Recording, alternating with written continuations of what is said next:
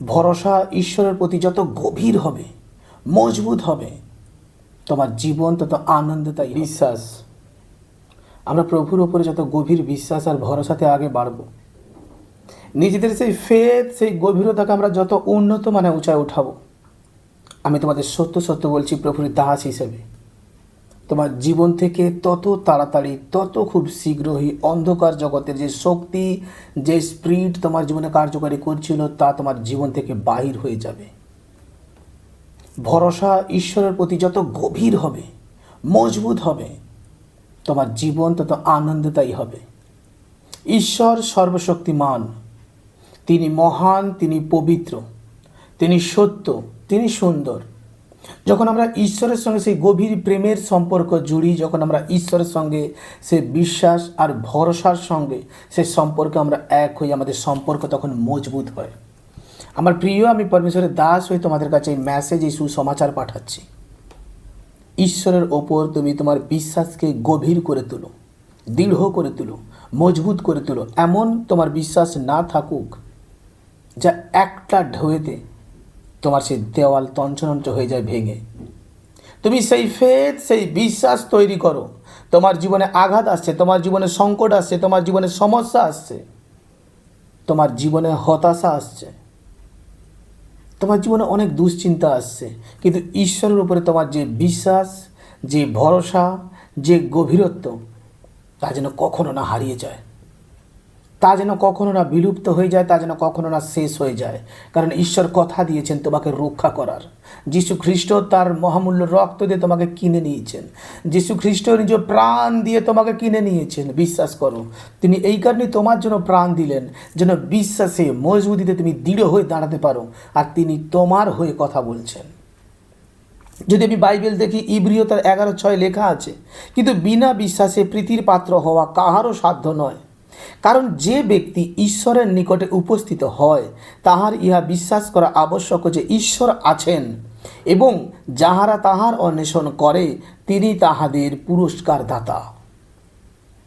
যতজন বিশ্বাস করতেছে, যতজন ভরসা করতেছে, তার জন্য এই গভীর ভাবনা, এই বিশ্বাসে দাঁড়ায় যে ঈশ্বর আছেন। আর এই বিশ্বাসে যতজন দাঁড়িয়েছে, বাইবেল বলছে ঈশ্বর তাহাদের পুরস্কার দাতা। আর যারা প্রকৃত পরমেশ্বরের খোঁজ করে, যারা প্রকৃত পরমেশ্বরকে খোঁজে, তারা সত্যি প্রভু ঈশ্বরের কাছ থেকে পুরস্কার পায়। সেই পুরস্কার তোমার জীবন থেকে কেউ বঞ্চিত করতে পারে না। তোমার জীবনে যে ডিপ্রেশন, তোমার জীবনে যে সমস্যা, তোমার জীবনে যে সংকট আছে, তোমার বিশ্বাসের কারণে প্রভু যিশুর নামে তা এমনি বাহির হয়ে যাচ্ছে। তোমার বিশ্বাসের কারণে সেই দিয়াবল শক্তি তোমার কাছে হার মানতিছে। তুমি হয়তো ভাবতেছ কি আমি সম্পূর্ণ পারফেক্ট হতে পারবো না।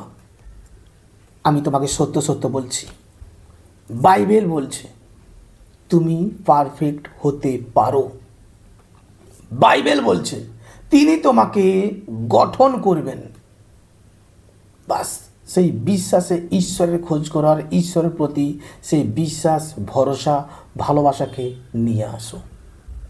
প্রভুর প্রেমের যে গভীরত্ব, সেই গভীরত্ব বিষয়কে দেখো। দিয়াবল যেভাবে তোমার জীবনকে ধ্বংস করে দিয়েছে, দিয়াবল যেভাবে তোমার জীবনে একটার পর একটা সংকট আর দুঃখজনক বিষয় ঘটিয়েছে, ঈশ্বর তার থেকে কয়েক গুণ বেশি আশীর্বাদে তোমাকে পবিত্রকৃত করতে চায়। ঈশ্বর কয়েক গুণ বেশি সেই পবিত্র আত্মার আশিস তোমার জীবনে পৌঁছাতে চায়। ঈশ্বর কয়েক গুণ বেশি তোমার জীবনে পুরস্কার দিতে চায়, যে পুরস্কার এতদিন তুমি, আমরা বঞ্চিত ছিলাম। বচন বলছে, হিতোপদেশ তার 3:5 এবং 6 লেখা আছে, তুমি সমস্ত চিত্তে সদা প্রভুতে বিশ্বাস করো, তোমার নিজ বিবেচনায় নির্ভর করিও না, তোমার সমস্ত পথে তাহাকে স্বীকার করো, তাহাতে তিনি তোমার পথ সকল সরল করিবেন। আমেন। বচন আমাদেরকে সাক্ষ্য দিচ্ছে, বচন আমাদেরকে কথা দিচ্ছে, তুমি সমস্ত চিত্তে সদা প্রভুতে বিশ্বাস করো। তোমার প্রত্যেকটা পরিস্থিতিতে তুমি প্রভুর উপরে আস্থা রাখো, বিশ্বাস রাখো। বিশ্বাস থেকে দুর্বল হইও না, বিশ্বাস থেকে সরে পড়ো না। যখনই তোমার বিশ্বাসের মাত্রা মজবুত হচ্ছে, তোমার জীবনে যত রকম সংকট আছে, যত রকমই প্রবলেমস আছে, আসতে দাও। তুমি ইহোবা পরমেশ্বরের উপরে বিশ্বাসে দাঁড়িয়ে থাকো। যেভাবে আমরা যদি দেখি বাইবেলে আমরা পড়ি, দাউদ দাঁড়িয়েছিল স্ট্রং হয়ে, আর প্রভু পরমেশ্বর তারপরে মহিমা করেছে। আমার প্রিয় বচনে তার জন্য লিখছে, তোমার সমস্ত পথে তাহাকে স্বীকার করো। আজ তোমার জীবনে প্রত্যেকটা পরিস্থিতিতে, প্রত্যেকটা পথে তুমি ঈশ্বরকে স্বীকার করো, তুমি দেখবে তোমার জীবনকে পরমেশ্বর কোন জায়গাতে পৌঁছায়। হ্যাঁ, এটা অবশ্যই অনেক সময় হতে পারে তোমার পার্শ্ববর্তী, তোমার বন্ধু, তোমার বান্ধব যারা প্রভুকে চেনে না, তারা তোমাকে এটা বলতে পারে তোমার দ্বারা কিছু সম্ভব নয়, তুমি লুজার একজন, তুমি পড়াশোনা করোনি, তোমার গায়ের রং এরকমই, তোমার কাছে আর্থিক সহায়তা নেই, তোমার কাছে এভরিথিং এই এই এই এই এই তোমার যে ইত্যাদি ইত্যাদি কিছুই নেই। আমি তোমাকে বলছি তোমার দ্বারা সব কিছু সম্ভব, কারণ বাইবেল বলছে তুমি সমস্ত চিত্তে তাহার উপরে বিশ্বাস করো, তিনি তোমার পথ সুস্থির করবেন, দৃঢ় করবেন। বচন বলছে তাতে তিনি তোমার পথ সকল সরল করিবেন। যে জীবনে আমাদের আঁকাবাঁকা পথ, জীবনে যে পথ আমরা খুঁজে পাই না, জীবনে যে সকল বিষয় আমাদের কাছ থেকে বিলুপ্তর পথে, ঈশ্বর বলছে আমি তা তোমার জন্য নিয়ে আসবো। আজ প্রচুর ব্যক্তি বিশ্বাস থেকে দুর্বল হয়ে পড়তেছে। আজ প্রচুর ব্যক্তি জাগতিক দিকের সঙ্গে প্রভু পরমেশ্বরের মিল মেকআপ করানোর চেষ্টা করছে। আমার প্রিয়, আমরা যেন সেরকমই না দাঁড়াই, কারণ আমরা খ্রিস্টের সন্তান, আমরা পরমেশ্বরের সন্তান। প্রচুর ব্যক্তি আজ বিশ্বাস থেকে সরে গেছে, প্রভু থেকে সরে গেছে। তাদের আত্মিক যে ভয় তা আজ শেষ। আর দিয়াবল প্রকৃতপক্ষে এটাই চায় কি একজন খাঁটি মজবুত বিশ্বাসীকে যেন সরিয়ে দেওয়া যায়। হ্যাঁ, তোমার জীবনে তো কোনো আঘাত এসেছে, আচমকাই এসেছে, যার জন্য তুমি প্রস্তুত ছিলে না। বাইবেল বলছে এই আঘাত ঈশ্বর তোমার জীবনে আনেননি। আর যখন তোমার জীবনে আঘাত এসেছে, এখান থেকে তুমি শিক্ষা করো। কোন জায়গাতে যাবে প্রভুকে ছেড়ে? তুমি যেই স্থানেতে যাও না কেন, সেই স্থানে প্রভু পরমেশ্বরই আছে। হ্যাঁ, জগতে আমরা অনেক রকমই প্রভুকে দেখি, কিন্তু মনে রেখে দিও একমাত্র ঈশ্বর, তিনি সর্বশক্তিমান, তিনি সৃষ্টিকারী, তিনি প্রভুদেরও প্রভু আমাদের যিশু, সমস্ত প্রভুদেরও প্রভু, রাজাদেরও রাজা তিনি। এটা ভুলে যেও না। অনেক সন্তানই ভুল করে তার জীবনে, অনেক সন্তানই বড় বড় মিস্টেকগুলো তার জীবনে করে থাকে, আর তার দরুন তাদের পিছনে ধাওয়া করে নেকড়ের মতন। দিয়াবল তাদেরকে খুফলে শেষ করে দেয়, আর তাদের জীবনটা আগাছায় পরিপূর্ণ হয়ে যায়। আমার প্রিয়, আমি প্রভুর দাস হয়ে তোমাদের বলছি, তোমার বিশ্বাস যেন মজবুত হয়। আমি আর একটা বচন দিতে চাই, মার্ক তার 11:24 লেখা আছে, এই জন্য আমি তোমাদিগকে বলি, যাহা কিছু তোমরা প্রার্থনা ও যাচা করো, বিশ্বাস করিও যে তাহা পাইয়াছ, তাহাতে তোমাদের জন্য তাহাই হইবে। হালেলুয়া। যা কিছু তুমি আজ প্রার্থনা করছো, যা কিছু তুমি ভক্তি বিশ্বাসে প্রভুর কাছে প্রার্থনায় চাইছো, তুমি বিশ্বাস করো তোমার প্রার্থনা পরমেশ্বর কর্ণপাত করেছে। তোমার কথা কেউ শুনুক আর না শুনুক, তোমাকে কেউ ভালোবাসুক আর না বাসুক, তোমাকে কেউ বিশ্বাস করুক আর না করুক, মনে রেখে দিও যিশু খ্রিস্ট তিনি তোমাকে শুনতেছেন। তোমার হৃদয়কে তুমি খোলো, প্রভুর উপস্থিতি তুমি পৌঁছাও, প্রভুকে তুমি আহ্বান করো, নিজেকে পবিত্রতায় রাখো, নিজেকে সৎ ব্যক্তি বানাও।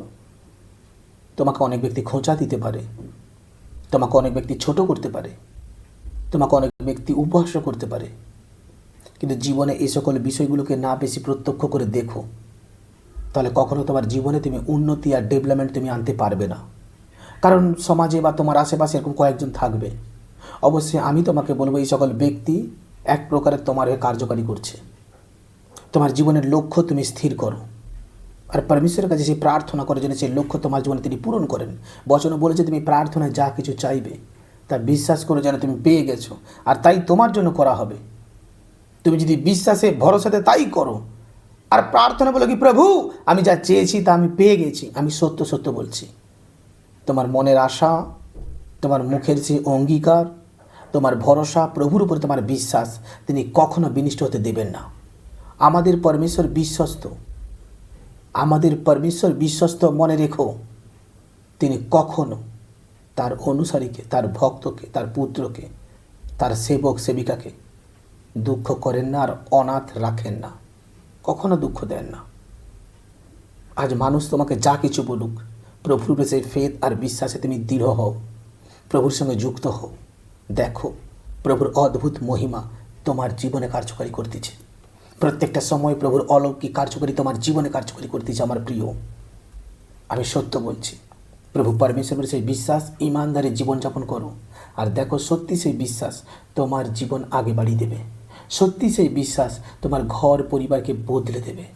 তোমার পরিবারে যে বিগড়ে গেছে, তোমার পরিস্থিতি যে বিগড়ে গেছে, তোমার যা প্রবলেমস, প্রভুর উপরে বিশ্বাস করে প্রার্থনা করো, আর দেখো তোমার জীবনে তা কমপ্লিট হচ্ছে। আর দেখো তোমার জীবনকে তিনি আগে বাড়িয়ে দিচ্ছে। তিনি ভালো পরমেশ্বর। বলো আমিন। আমি ভবিষ্যৎবাণী করতেছি কি আজ থেকে তুমি যদি প্রভুর উপরে সেই বিশ্বাস ভরসায় দাঁড়াও, যা তোমার জীবন থেকে চলে গেছে, যা তোমার জীবনে হারিয়ে গেছে, যা তোমাকে বারবার আঘাত দিচ্ছে, যিশু খ্রিস্টর নামে যা হারিয়ে গেছে তা তুমি রিটার্ন পাচ্ছ, যা চলে গেছে তা তোমার জীবনে ফিরে আসতেছে, আর যা তোমাকে বারবার আঘাত করতেছে তা তোমার জীবন থেকে সম্পূর্ণ বিনাশ হচ্ছে যিশুর নামে। বলো আমিন। বিশ্বাস করো, প্রভু তোমার জীবনকে আগে বাড়িয়েছে। God bless you all. সুস্থ থাকো, সুন্দর থাকো। প্রভু তোমার জীবনকে আরও আগে বাড়াক। প্রভু তোমার জীবনে বড় মহিমা করুক। হালেলুয়া। আমিন। আমি বলতে চাই, যতজন আমাকে অনলাইনে দেখছো এবং শুনছো, তোমরা প্রত্যেকজন আমাদের সঙ্গে যুক্ত হও। আমাদের ইউটিউব চ্যানেল এবং ফেসবুক চ্যানেল তোমরা সাবস্ক্রাইব করো, ফলো করো, যেন ঈশ্বরের প্রত্যেকটা ভিডিও এবং আপডেট তোমরা পেতে পারো। এবং যতজন আমাকে দেখছো, নিচে দেওয়ার নাম্বারে তোমরা যোগাযোগ করো। যদি কোনো ব্যক্তি ঈশ্বরের গৃহ নির্মাণের জন্য আমাদেরকে সাহায্য করতে চাও, তোমরা সাহায্য করতে পারো। এবং এই নিচে দেওয়ার নাম্বারে প্রে টাওয়ার নাম্বার 24 ঘন্টা তোমাদের জন্য খোলা। তোমরা এই নাম্বারে ফোন করে কন্টিনিউ তোমরা প্রেয়ার নিতে পারো, প্রার্থনা নিতে পারো। ঈশ্বর তোমাদের জীবনে মঙ্গল করুক। দেখা হচ্ছে আগামী মিটিংয়ে। প্রত্যেকজন আমাদের সঙ্গে যুক্ত থাকো, অনলাইন ফলোয়ার্স, যেন তোমাদের আত্মিকতা আরও বৃদ্ধি হয়, আরও মজবুত হয়। জয় যিশু প্রত্যেকজনকে।